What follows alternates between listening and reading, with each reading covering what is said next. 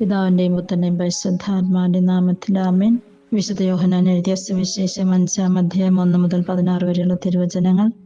ബെത്സേദയിലെ രോഗശാന്തിയെക്കുറിച്ച് ഈ വചനഭാഗത്ത് വിവരിക്കുന്നു. യേശു ബെത്സേദയുടെ അടുത്തൂടെ കടന്നു പോകുമ്പോൾ 38 വർഷമായിട്ട് രോഗിയായിരുന്ന ഒരുവനെ കാണുന്നു. അവനോട് നിനക്ക് സുഖം പ്രാപിക്കുവാനായിട്ട് ആഗ്രഹമുണ്ടോ എന്ന് ചോദിക്കുന്നുണ്ട്. യേശു അവനെ സൗഖ്യപ്പെടുത്തുന്നുണ്ട്. കിടക്കയും എടുത്ത് പോകുവാനായിട്ട് പറയുന്നുണ്ട്. എന്നാൽ യഹൂദന്മാർക്കും നിയമജ്ഞർക്കുമൊക്കെ ഇത് വളരെ വിമർശനത്തിന് കാരണമാകുന്നു. കാരണം അന്ന് സാബത്തായിരുന്നു.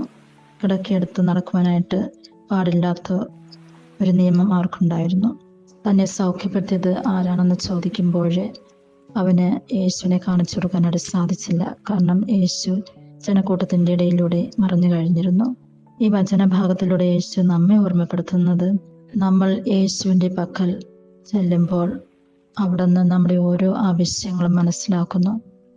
നമ്മുടെ ആവശ്യം കണ്ടുകൊണ്ട് തന്നെ ദൈവം നമ്മുടെ അടുത്തോട്ട് വരുന്നുണ്ട്. ദൈവത്തിന് അവിടെ നിയമത്തിന് പ്രാധാന്യം നൽകുന്നില്ല. മനുഷ്യ ഹൃദയങ്ങൾക്ക്, മനുഷ്യർക്കാണ് അവിടുന്ന് പ്രാധാന്യം നൽകുന്നത്. നമ്മളും മനുഷ്യർക്ക് പ്രാധാന്യം നൽകാം.